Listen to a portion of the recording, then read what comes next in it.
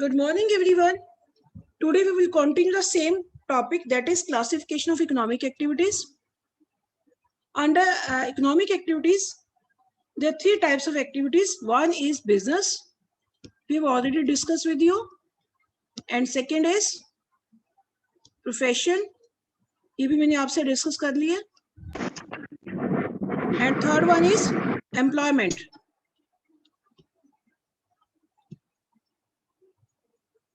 And today I am going to discuss with you the employment. Employment means service भी कह देते हैं हम, किसी के अंडर काम करना, जॉब करना. That is known as employment. Employment means an occupation in which people work for others, जब दूसरे के लिए काम करता है regularly and get salary or wages in return, और बदले में उसे क्या मिलता है? Salary or wages. तो this is known as an employment. Employment means जब कुछ लोग दूसरों के लिए काम करते हैं, रेगुलरली काम करते हैं, एक बार नहीं, रेगुलरली, और बदले में क्या मिला उन्हें? सैलरी या wages. And what is the difference between salary and wages? Salaries are given to employees, जो ऑफिशियल वर्क करते हैं उन्हें सैलरी दी जाती है. And wages are given to workers, workers जो प्रोडक्शन वर्क करते हैं, फैक्ट्रीज में काम करते हैं, तो उन्हें वर्कर्स बोलते हैं. जो फैक्ट्रीज में प्रोडक्शन के बेस पे, डेली वेजेस के बेस पे जो रिटर्न में दिया जाता है उसे वेजेस बोलते हैं, और जो ऑफिशियल वर्क के लिए दिया जाता है उसे सैलरी बोलते हैं. Now, the person or organizations providing employment is called employer. ये जो जॉब देता है, यानी ऑनर को बोलते हैं employer. And the person employed is called, जो उसके अंडर काम कर रहा है, that is known as employee. जिसके अंडर काम कर रहा है वो एम्प्लॉयर है, जो एम्प्लॉय काम कर रहा है, काम करने वाले को एम्प्लॉय बोलते हैं. तो there must be contract between employer and employees. तो दोनों के बीच में कॉन्ट्रैक्ट होता है. इस कॉन्ट्रैक्ट को क्या बोलते हैं? Terms and conditions. यानी टर्म्स एंड कंडीशंस लिखी होती है कि जैसे टर्म्स एंड कंडीशंस में क्या है कि वर्किंग आवर्स कितने हैं, कितने घंटे वो काम करेंगे, से 8 आवर्स की जो है कमिटमेंट है, सैलरी क्या होगी, ठीक है, इसके अलावा अदर बेनिफिट्स क्या होंगे. तो जितनी कंडीशंस लिखी जाती है, this is known as terms and conditions of employment. तो ये एम्प्लॉयमेंट क्या है बेटा? Employment means when a people work for others and get salary in return या वेजेस इन रिटर्न. यानी सैलरी एम्प्लॉयज को दी जाती है ऑफिशियल वर्क के लिए, और वेजेस वर्कर्स को दी जाती है जो प्रोडक्शन वर्क करते हैं, फैक्ट्री में काम करते हैं. जो ऑनर होता है, ऑनर को एम्प्लॉयर बोलते हैं, और जो काम करने वाले लोग हैं उन्हें एम्प्लॉयज बोलते हैं. और इन दोनों के बीच में क्या होता है? कॉन्ट्रैक्ट होता है. उस कॉन्ट्रैक्ट में क्या लिखी थी? सारी terms and conditions of employment. यानी क्या क्या टर्म्स ऑफ कंडीशंस है? इट मीन्स जैसे वर्किंग आवर्स क्या होंगे, जो टाइमिंग्स कितने बजे स्टार्ट होगा, कितने बजे एंड होगा, सैलरी क्या होगी, बेनिफिट्स, अदर बेनिफिट्स और क्या है, ये सारी टर्म्स एंड कंडीशंस उसमें लिखी होती है. अगर आप जॉब को छोड़ के जाओगे तो क्या टर्म्स एंड कंडीशंस है, लीव कितनी छुट्टियां लोगे उसकी क्या है, वो सारा कुछ ही टर्म्स एंड कंडीशंस में लिखा होता है. तो एम्प्लॉय गेट सैलरी और wages as return for their services. अब जो एम्प्लॉयज काम कर रहे हैं एम्प्लॉयमेंट में, उसके बदले में जो रिटर्न नहीं मिलता उन्हें, बदले में मिलता है, that is known as salary and wages. यानी एम्प्लॉयज को तो सैलरी दी जाती है, यानी ऑफिशियल वर्क के लिए तो सैलरी दी जाती है, प्रोडक्शन वर्क के लिए क्या दिया जाता है? वेजेस दिए जाते हैं. तो this is known as an employment.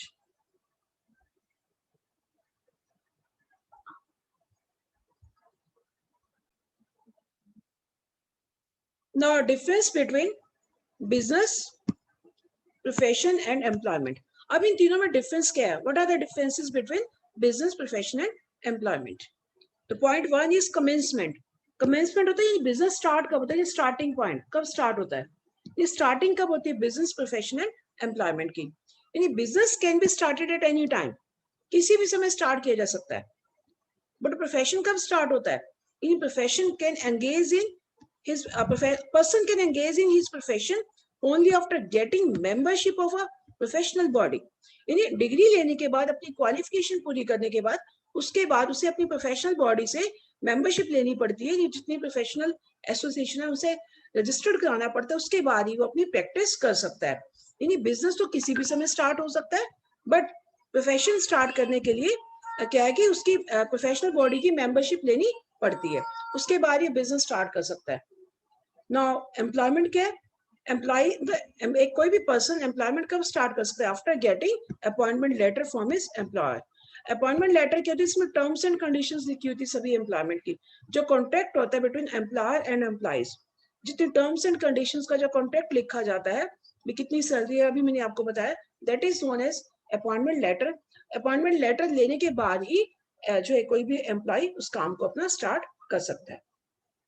Now second point is nature of work, यानी बिजनेस में क्या किया जाता है, बिजनेस की नेचर क्या है, उसमें काम की नेचर क्या है। यानी बिजनेस में प्रोडक्शन की जाएगी, purchase and sale of goods and services, यानी बिजनेस में production, purchase and sales of goods and services की जाती है।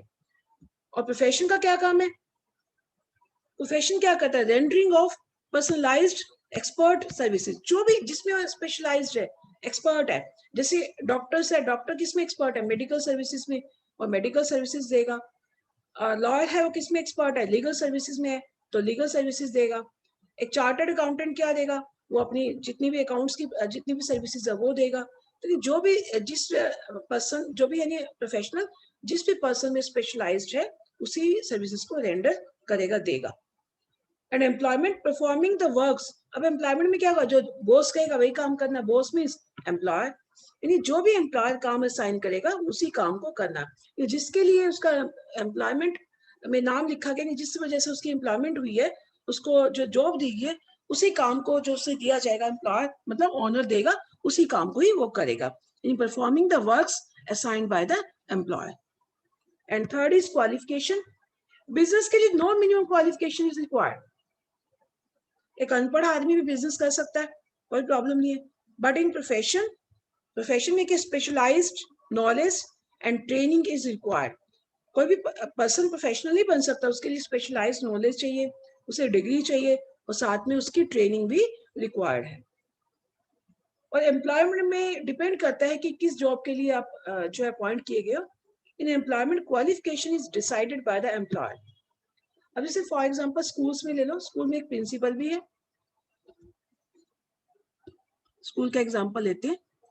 टीचर्स यानी पीजीटीज जो आपके 11-12 की टीचर्स होते हैं, पोस्ट ग्रेजुएट टीचर्स, और टीजीटीज जो आपके 6 to 10 तक के टीचर्स हैं, पीआरटीज होते हैं जो जूनियर क्लासेस को पढ़ाते हैं। इसके अलावा अकाउंटेंट्स हैं, नॉन टीचिंग स्टाफ्स भी है, ठीक है, और क्लास 4 एम्प्लॉइज भी है। अब सबकी सैलरी अलग अलग होगी, ठीक है, सबके काम, सबका जॉब अलग अलग होगा, और सबकी क्वालिफिकेशन भी अलग अलग है, ठीक है। पीजीटीज के लिए अलग क्वालिफिकेशन है, टीजीटीज के लिए अलग है, पीआरटीज के लिए अलग है। यानी क्वालिफिकेशन डिपेंड करती है जॉब पर, ठीक है, जो आपकी जॉब है उसी के हिसाब से ही क्वालिफिकेशन डिपेंड करती है। ना fourth point is reward, return, reward को रिटर्न भी बोल देते हैं। ये रिटर्न में क्या मिलेगा, यानी इन बिजनेस, बिजनेस में रिटर्न में क्या मिलता है, प्रॉफिट, यानी बिजनेस करने के बदले में जो रिटर्न मिलता है दैट इज प्रॉफिट। और प्रोफेशन में क्या मिलता है, फीस, एंड एम्प्लॉयमेंट में वेजेस एंड सैलरीज।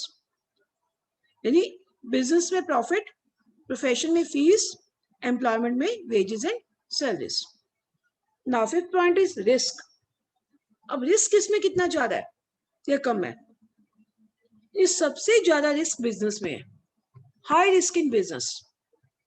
प्रोफेशन में लिटिल रिस्क है, लिटिल रिस्क क्या है, मतलब बिजनेस में रिस्क ज्यादा क्यों, क्योंकि इसके लिए बहुत सारी इन्वेस्टमेंट करनी पड़ती है, बहुत सारा स्टॉक रखना पड़ता है, तो इसलिए बिजनेस में रिस्क ज्यादा है। और प्रोफेशन में क्या है, इतनी ज्यादा इन्वेस्टमेंट नहीं करनी पड़ती, ठीक है। और फीस जो है ज्यादा क्या बात होगी, फीस का ही तो रिस्क होगा, लिटिल रिस्क है, नहीं होगा तो काम नहीं होगा, तो कोई पेशेंट नहीं आएगा या कोई क्लाइंट नहीं आएगा, तो फीस ही नहीं मिलेगी, ज्यादा फीस तक का ही रिस्क है। और एम्प्लॉयमेंट में कोई रिस्क नहीं है, नो रिस्क, ठीक है। रिस्क किसका होगा, ऑनर का होगा, एम्प्लॉयर का होगा। यानी salary is fixed and regular, so there is no risk. But आजकल के लॉकडाउन के पीरियड की कहानी कुछ और ही है, तो इस केस में तो ये एप्लीकेबल कुछ स्कूल्स में नहीं भी होता, कुछ जॉब्स में नहीं भी होता, स्कूल्स के किसी कहीं भी किसी ऑफिस में, क्योंकि आजकल लॉकडाउन के टाइम में जितने भी ऑफिस है अपने स्टाफ को वर्क फ्रॉम होम के लिए सैलरी भी उसकी इनकी रिड्यूस करें, तो इस समय तो पॉसिबल नहीं, वैसे इनका कोई भी रिस्क नहीं होता, ठीक है। Now sixth is transfer of interest और ओनरशिप, यानी इंटरेस्ट को ट्रांसफर कर सकते हैं नहीं कर सकते, यानी अपना काम किसी और को दे सकते हैं नहीं दे सकते, अपनी ओनरशिप किसी और को ट्रांसफर कर सकते हैं नहीं कर सकते। तो in business we can sell the ownership of a business to another person, कह सकते हैं अपना पूरा बिजनेस भी सोल्ड आउट कर सकते हैं।